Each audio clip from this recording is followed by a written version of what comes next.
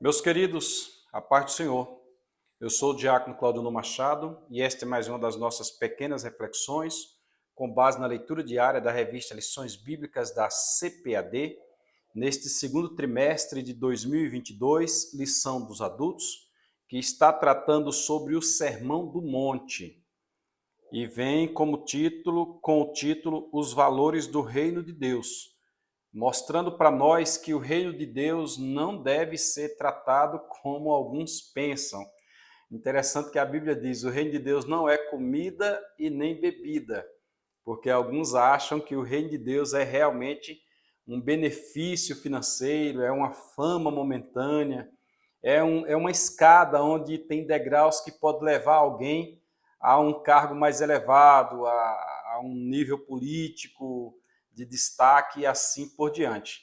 Alguns até acreditam que o reino de Deus lhes dá um poder superior aos das demais pessoas. Pensamento este mundano, pensamento este justamente de quem não tem o conhecimento, não tem a linha do reino de Deus. Então nós estamos tratando dos valores do reino de Deus, que não trata de coisas externas. O reino de Deus não valoriza o que é externo. O reino de Deus valoriza o que é interno. É interessante Tiago dizer que se você realmente é um dos súditos do reino de Deus, se você realmente está na graça, demonstre isso então com os teus atos. Você não precisa dizer que está na graça, você demonstra com os atos. Os atos vão dizer se você está ou não, que é a grande discussão que Martinho Lutero encontrou entre Paulo e o próprio Tiago. Martinho Lutero se converteu pela pregação da salvação pela fé, aí encontrou Tiago dizendo que é preciso praticar obras, porque Paulo disse que não precisava de obras. E Martinho Lutero chamou a epístola de Tiago de epístola de palha, ou seja, se passar pelo fogo da análise, o crivo não subsistiria. Na realidade, não existe conflito entre Paulo e Tiago. Quando Paulo escreve para quem vai adentrar a graça. Para você adentrar a graça, para você se tornar súdito deste reino, você não precisa de obras. É pela fé, para que ninguém se glorie. Não vem das obras.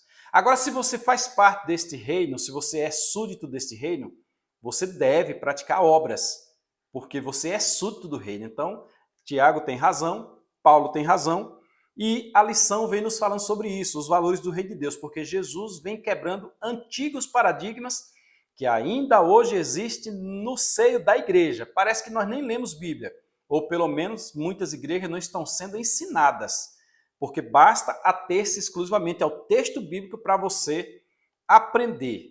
A Bíblia é muito clara. Abra aí sua Bíblia em Mateus, capítulo 5, 6 e 7, pronto, encerrou. Você tem todo o assunto do trimestre que nós estamos estudando em Mateus 5, 6 e 7. Ponto final. Aí, como subtítulo, vem dizendo, tratando da relevância do Sermão do Monte para a Igreja de Cristo. Não canso de explicar que o Sermão do Monte não era para a igreja porque a igreja não existia naquele momento.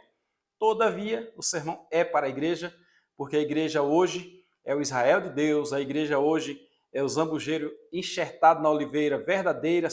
Pela igreja hoje corre a seiva de Cristo, do Messias que Israel rejeitou, e a igreja tem a promessa dos céus. Então, é para nós o Sermão do Monte. A próxima lição de domingo próximo, dia 15 de maio de 2022, é a lição de número 7, com o tema Não retribua pelos padrões humanos.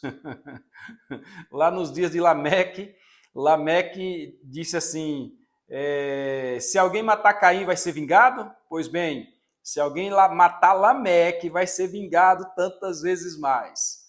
O infeliz do Lameque, ele matava um só por pisar no pé dele. Imagine a situação. Então, não vamos retribuir por padrões humanos. Nós temos alguns acontecimentos no Novo Testamento. Por exemplo, no momento em que foram prender Jesus, Pedro estava com a espada, e no padrão humano é você se defender com a espada e, se for possível, cortar a cabeça do cabo fora. Eu acho que Pedro não estava muito afeito à espada e o soldado era mais rápido. Quando Pedro passou a espada para cortar a cabeça do camarada, ele deitou a cabeça de lado e levou só a orelha fora. Padrões humanos, né? E assim por diante. Então vamos ver o que nos diz a leitura de hoje, sexta-feira, no livro do profeta Jeremias. Jeremias 15, verso 15. fazendo leitura na versão Almeida Revista e Corrigida, lendo na Bíblia de Estudo Pentecostal. Bíblia de Estudo Pentecostal. Vamos ler Jeremias 15:15. Diz assim o texto de Jeremias 15:15. Tu, ó Senhor, o sabes. Tu sabes de todas essas coisas que eu estou te dizendo. É interessante você saber que Jeremias é o autor do livro e é autor também do Lamentações de Jeremias. Lamentações é um livro quase fúnebre, um livro que você deve lê-lo com os olhos cheios de lágrimas, com a cabeça baixa e o coração cheio de pesar, porque é o sentimento em que o profeta, o escritor do livro, estava quando ele redigiu suas páginas, inspirado pelo Espírito Santo, mas quando ele usou o seu vocabulário, quando ele escreveu, triste, lamentando. Por quê? Porque toda a sua cidade estava indo ao cativeiro, todo o seu país estava sendo cativo. Ele estava sendo deixado porque Deus assim o prometera, mas no seu coração a dor não era pequena. Aí ele agora escreve aqui no verso 15 e disse: Tu, ó Senhor, o sabes. Lembra-te de mim e visita-me e vinga-me dos meus perseguidores. Jeremias não estava aqui tratando como alguns que dizem, eu estou sendo perseguido, tal. E não é nada, às vezes é só uma disputazinha por um cargo, é uma besteira. Mas Jeremias sim estava sendo perseguido. No contexto, diz que pouco tempo antes, homens como Isaías foram cerrados ao meio, assim diz a tradução. Jeremias foi lançado dentro de poço. Jeremias levou murro na cara.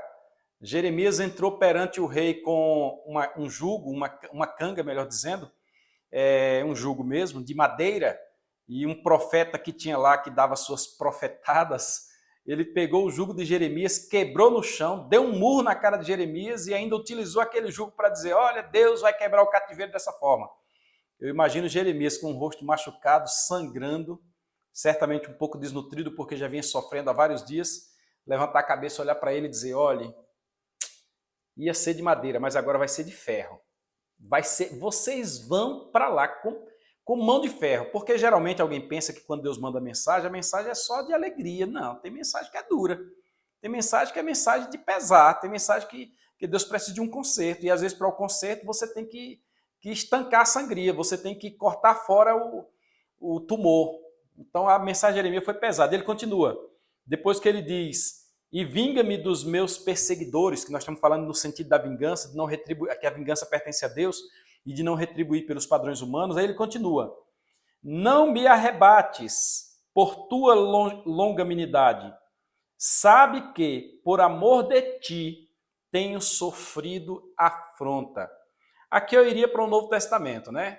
Quando Jesus nas bem-aventuranças disse, bem-aventurados sois vós, quando vos injuriarem e perseguirem e mentindo, disserem todo mal contra vós por minha causa. Observe, você é bem-aventurado quando vos injuriarem, perseguirem e mentir, disserem todo mal contra vocês por minha causa.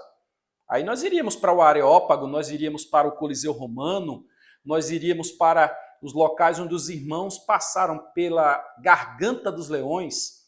Paulo disse na sua segunda carta a Timóteo, o Senhor me livrou da boca do leão. Sabe por quê? Porque ele ia passar pelo julgamento, e no julgamento, como era comum naquela época, ele seria lançado dentro do Coliseu, lançado às feras, para que as feras o devorassem.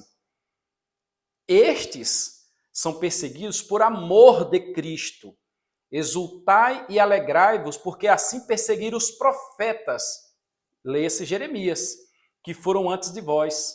Quando você lê lá nos Heróis da Fé, em Hebreus capítulo 11, você vai ver no fechamento do capítulo 11 que eram homens aos quais o mundo não era digno de tê-los. Homens que serviam no seu contexto como voz de Deus na terra, não como muitos que pegam o microfone e vão brigar por política, vão entrar em confusões, em picuinhas, para ter seu nome na mídia, para poder vender livros e etc, etc, etc. Não. Nós estamos falando de homens que realmente tinham uma representação de Deus na terra. Eles representavam a Deus. Deus dizia, ouça a voz do meu servo. E eles tinham tanta intimidade que dizia, assim digo eu. Paulo, em alguns momentos, disse bem assim, digo eu, não o Senhor. Ou outras vezes dizia, diz o Senhor. E sabe como é que Paulo terminou? Paulo terminou com a cabeça decepada pelo Império Romano. E assim vários outros homens sofreram perseguição. Jeremias, nesse contexto aqui, poderia ter feito uma aliança com vários reis da época, poderia ter feito aliança com a própria Babilônia. Vocês sabem que no contexto da política ele poderia entregar para a Babilônia as fraquezas de Jerusalém. Ele poderia ter feito aliança com o Egito, que não tem aliança de Jeremias no Egito. Inclusive, uma curiosidade que eu sei que vocês sabem, quem não sabe vai ficar sabendo, a Arca da Aliança desaparece nesse contexto. Neste momento em que Jeremias está vendo Nabucodonosor vir para invadir a cidade depois de um cerco, a Arca desaparece. Para onde foi a Arca? Né? O Spielberg já tentou comentar sobre a Arca aí, já deu umas ideias com Indiana Jones, mas não é bem aquilo não. Inclusive agora recente eu vi alguns comentários sobre arqueologia, acerca da Arca, etc., mas também não é verdade. De sorte que essa arca vai aparecer. Pode ter certeza que a igreja vai ser arrebatada e no momento certo ela aparece porque ela está de novo lá no céu. Então tem alguma coisa no contexto aí que ainda falta acontecer e breve nós saberemos. Jeremias estava servindo a Deus, sofrendo afronta da parte de Deus e ficou firme.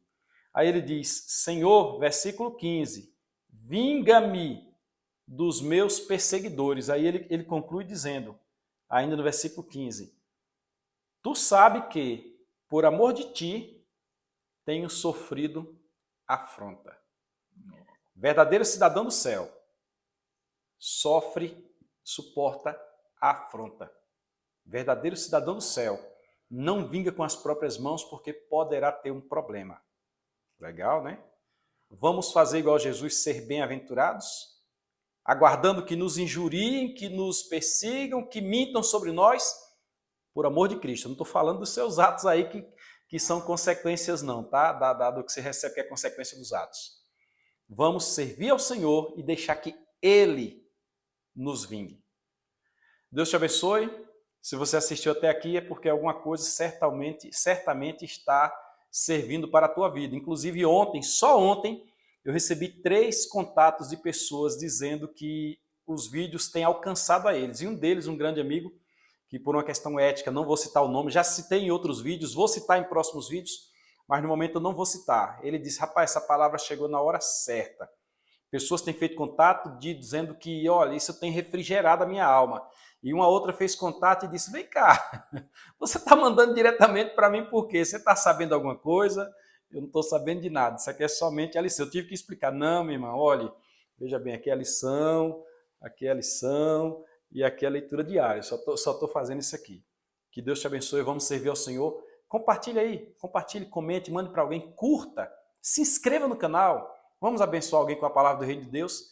E domingo, na escola bíblica, vamos aprender sobre não retribuir com os padrões humanos. Deus te abençoe, em nome de Jesus.